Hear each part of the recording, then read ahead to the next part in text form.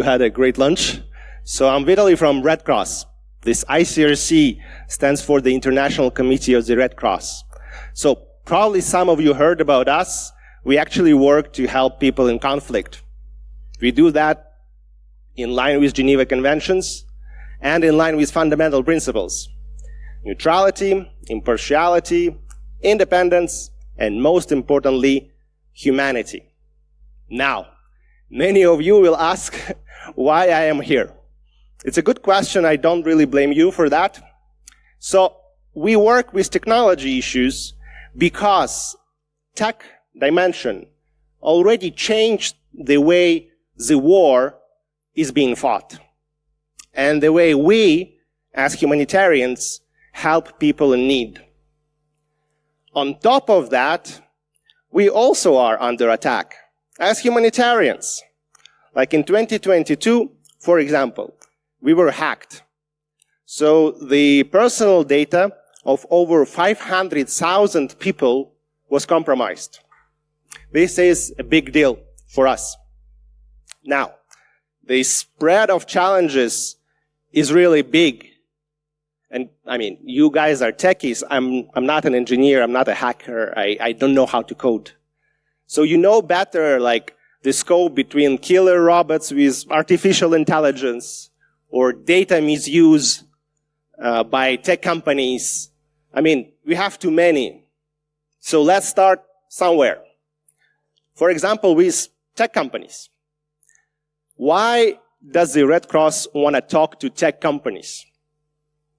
Because their products and services impact people, conflict, and humanitarian action. Now, we are trying many different things how to do it, so we came up with another one, which is the browser game. I mean, geeks like it, right? Even I liked it.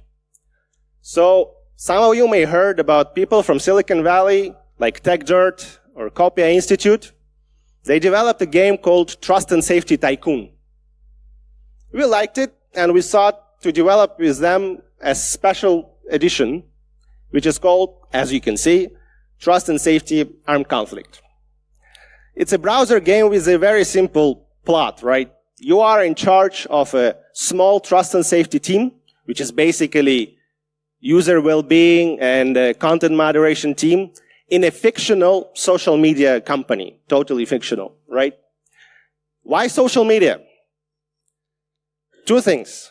One, easiest to relate. Most people in this room know how this works, right? Even if some of you oppose it for principal reasons, but you still know what it is. And second, in conflict zones, because of the limited internet connectivity, sometimes social media is like probably the only way you can be connected. So, in a game, two countries are having a conflict, a war. Totally fictional, we do not point fingers, right? And during this conflict, you as a social media platform, oh, I see, voila, it's better. As a social media company, you will have to make choices. So the techies will come to you and ask, okay, what do we use? Do we go open source tech frame, or do we buy a proprietary solution? Or we have an experimental AI bot, let's deploy it. We don't know how it works though.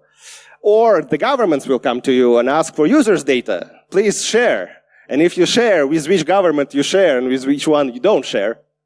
Or you see some shady services being offered at your platform, but then you don't have the means to verify the services. What do you do? Do you block? Do you keep?